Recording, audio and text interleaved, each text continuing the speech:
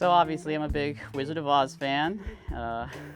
That's a big part of it, and then I put that in a couple of the songs, not in Kansas anymore.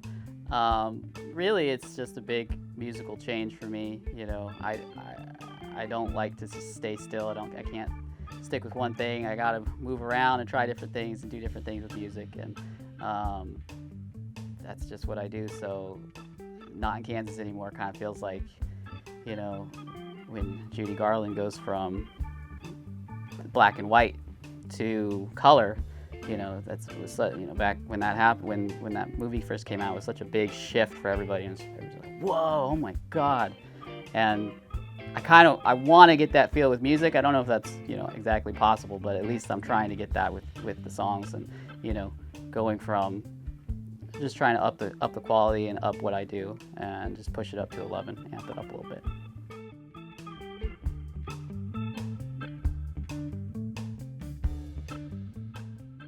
Like I said, I really can't stay still, and so, you know, my first album was with a band called Starman, and we ended up doing pop punk and like progressive pop punk, which is really, you know, we were a little out there, but had a lot of fun doing it.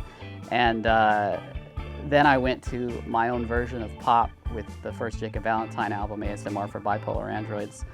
And now I'm going a little bit more like country rock, maybe, you know, just whatever. It's still poppy, but just twisting it and changing things a little bit to be what I want it to be. But I'm from the South, and, you know, my family's from the South. I've grown up here a lot of my life, and so it feels like home. And I wanted this album to feel a little bit like home. Also get in some of the Jacob Valentine, you know, emotion and some of that songwriting that I do, but, you know, with a little bit more of a country rock sound.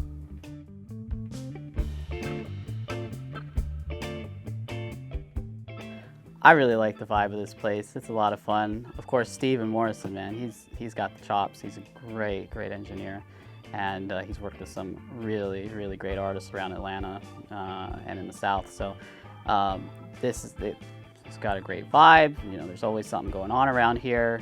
I like that a lot, especially for this album.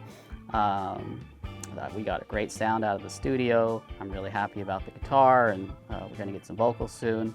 And like I said, I'm really happy with Steven. He's just a really consummate professional.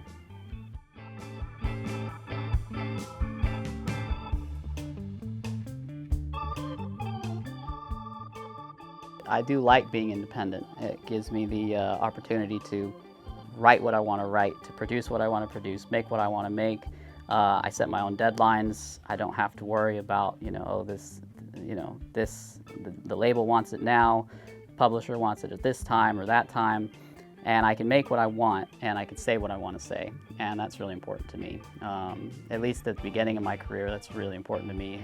When I've, you know, built a following, or I've built something more, and then, you know, labels want something out of that, then I could say, well, okay, what are you bringing to the table? You know, but right now it's just about me and what I can build, and what my company can build, and what the people around me can help me to build, or what we can build together. So it's really important to me to be independent, because I think that that's what we should be as we're starting out.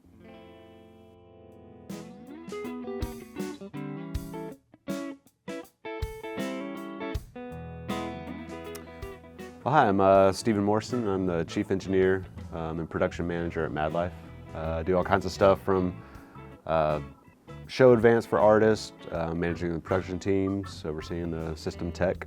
I also run the recording studio, so engineer sessions, produce with artists, all kinds of fun stuff.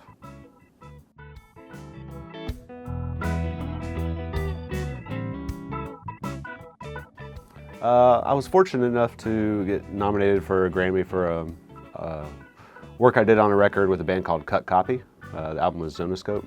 It was really just kind of strange, because I just happened to be in the right place, right time. Right? I was chief engineer at a studio called Southern Tracks, and got to work with a local Atlanta producer named Ben Allen, which had done anything from Animal Collective, Gnarls Barkley, CeeLo Green, a lot of really cool indie bands like Deer Hunter.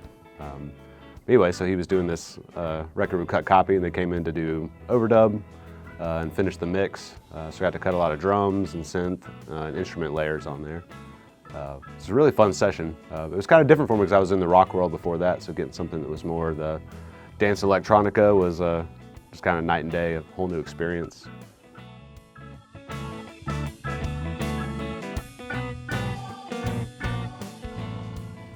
Let's see, I've had so many just fun experiences being in this business, for the past 20 years or so. Anything from live shows and studio sessions. I have to say probably one of my favorites though, growing up was I was a huge fan of the band Pearl Jam. And probably favorite experiences, we got to work on the 20-year anniversary remix and remaster for Pearl Jam 10. And then right after that we turned around and did a record with Pearl Jam, Backspacer. And I remember being in the studio that afternoon and seeing Pearl Jam walk in the door. It was probably one of my first starstruck, oh my goodness moments, which was a whole lot of fun. But getting like the records of the multi-track tapes and transferring all that stuff digitally and just hearing that record like inside and out and recreated was fantastic.